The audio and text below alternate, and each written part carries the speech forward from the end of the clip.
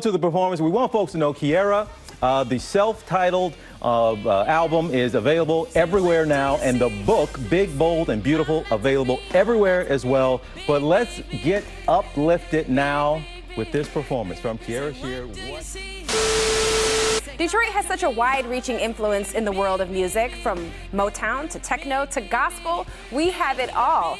And today we are catching up with a member of Detroit gospel royalty, Kierra Sheard, who has followed in the footsteps of her famous family, but is carving out her own lane in her career, is here with us. Welcome back to Live in the D.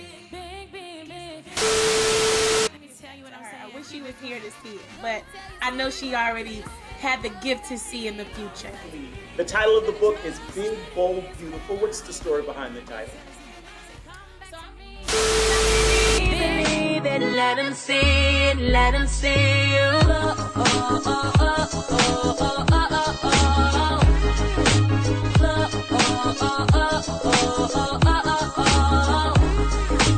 Just love and watch how it illuminates your soul. Show the world so they believe it. Let him see it, let him see it. I have a chapter in there that says, never mind, I'm redefining it. Encouraging people to not compare themselves to what they see on social media, because social media can be just like a preview of our lives. It's not the everyday thing. And so it's so important that we really tap into what heaven is saying you are in this earth for, and live by those standards and principles. That's One of the challenges that I had to navigate, and I spoke about it, I don't remember what chapter it was, but I did talk about how I was young in the recording industry, and they only wanted to take pictures from the waist up. And I was like, I want to show who I am. There's a such thing as me being a big girl and still being fly. And I was younger, but I was also bigger. And I think too, me even talking about, the experiences with former relationships where it was like the first thing that they could do was call me a fat B, or, just go like ham with names and words. And the Lord just assured me and just had me to see, if that's all you have on me is the look, I have a reason to celebrate myself. And that is, you have nothing to say about my character. And I think that is the beautiful parts of ourselves that we forget to celebrate, because the world is so locked in and zoned in on what you look like externally. But how do you look internally? And I think that even goes back to the mental health piece. There's a piece that I have about myself now that no man can move or shake. And that's not just speaking to man, but that's just humanity in general. It's like, there are some things I used to be ready, talking in my hand, with my fist ready to go off, and it's like, right, just ready to move differently. And my father taught me something. He said, Kierra, if people can get you to step outside of yourself and to step out of what you really want to give in that moment, then they have control of you. And I was like, oh, then that means I don't have control of myself. So those are some things that I had to get over, whether people said you were beautiful or not, how will you still live your life? And then me even learning to speak up for myself. Like when they would say, oh, you're going to just get pictures from the waist up, I had to eventually say, no, I want a full body shot. This is who I am, and I can connect with someone. So it also gave me, it was a challenge, but out of that challenge came peace, security, and audacity. And I think that is so important for us to have, especially when it comes to the enemy, because he'll use any and everything against you. And if you're operating with the spirit of timidity, he'll walk all over you, and you'll just be somewhere just stuck in the dark, and that's it. But I made it up in my mind, like, no, y'all not gonna do that to me, period. That's it. So that's the challenge that I had to get over. Viral, because I told a woman that I couldn't take her to this expensive restaurant because it wasn't in this month's budget. And do you know how many ladies told me, if a man is on a budget, you shouldn't be dating him? Oh no, that's probably why we keep bumping into the wrong guys, because we're attracted to the wrong thing. Say that again. Can you say that again, please? This is for the people. Kierra said it, not me. That's probably why. And listen, ladies, because I know everybody's in this like cancel culture. Don't cancel me. I'm telling you.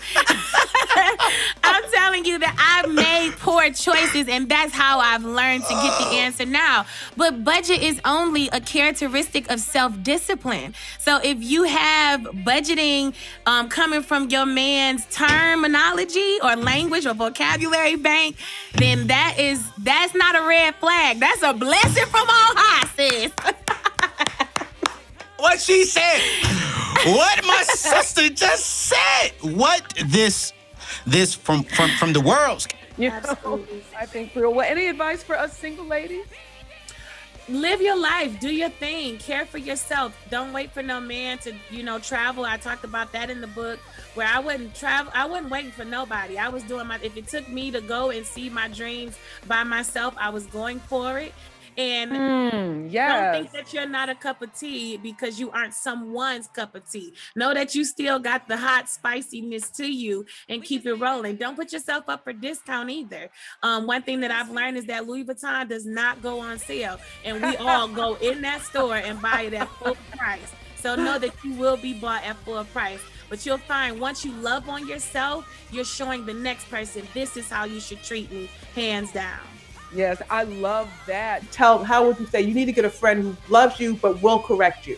Like how can young people know that difference? Like this person loves me and they're giving me advice because they love me, not because they're trying to hurt me or they're trying, I think it starts with first realizing and being okay. Like I like to tell my sisters, make sure you're not too grown for your own good, because a lot of us, especially when we're in our teens and in our 20s, we're trying to figure it out, but we're too grown to let somebody tell us anything. So I've learned to be open to if somebody is giving you, a little nugget with love, and it's not just out the gate, like, look, I'm about to tell you so and blah, it's, you can tell the certain energy behind it. Yeah. And so I would say, I've just always prayed, like, I know what my parents have been to me. And so I was like, I want a little bit of my parents, and my friends. But I would say the things to identify the friend is somebody that's going to tell you the truth, but somebody that's sensitive of your feelings. Okay.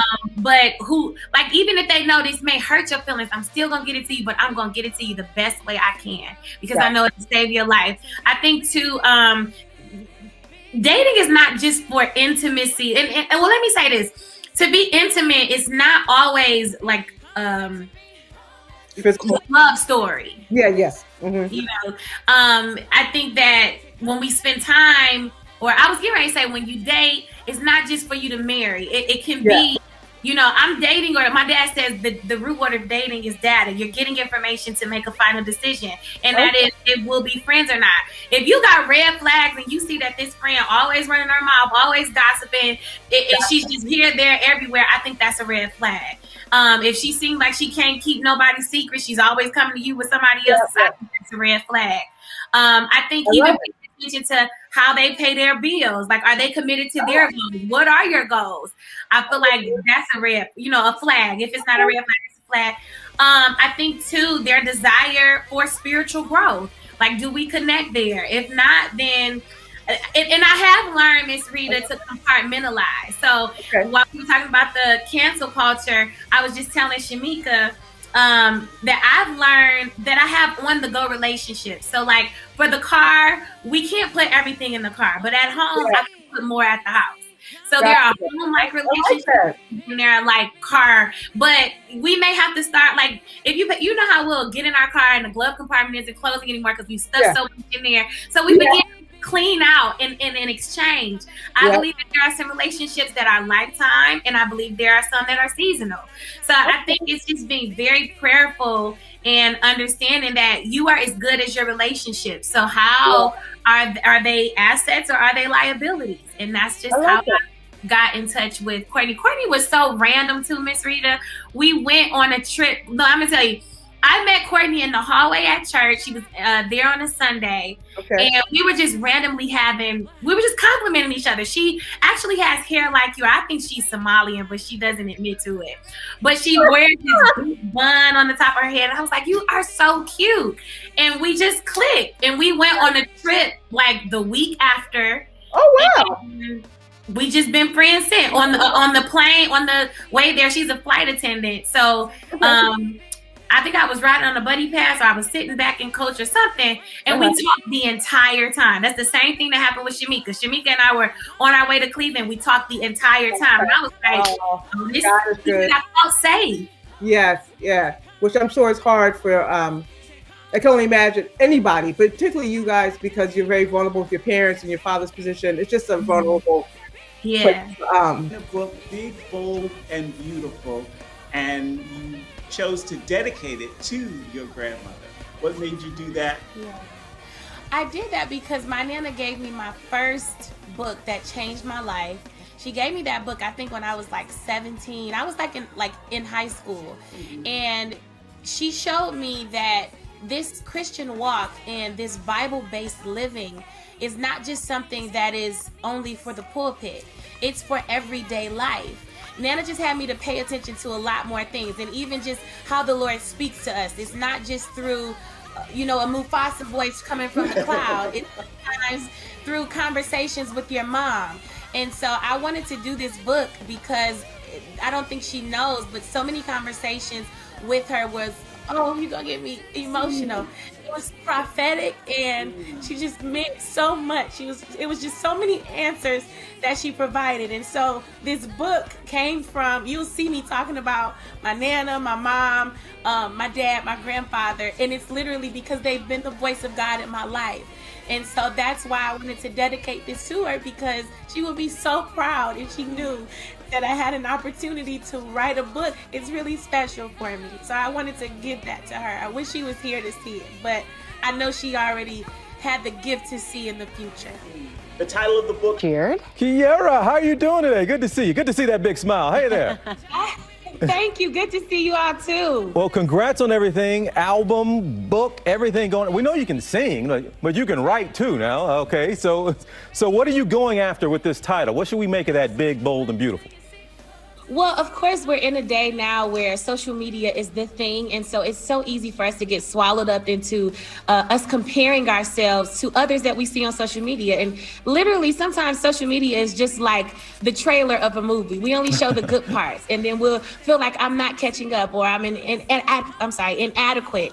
And so the book is basically just inspiring others to own who you are and to see and consult with heaven to see what your purpose is in the earth, because there's a bigger picture and you're a part of that. So don't doubt yourself, own who you are. That's even owning your mistakes, but also own the village and the blessings, which could be the people, the resources that are around you, but own it all. And don't let your insecurities eat at you to where it's pushing you up against a corner. Kierra, preach. I don't know if I want to keep talking to you, listen to you sing, or read your book. I don't know what to do now, but we're supposed to go.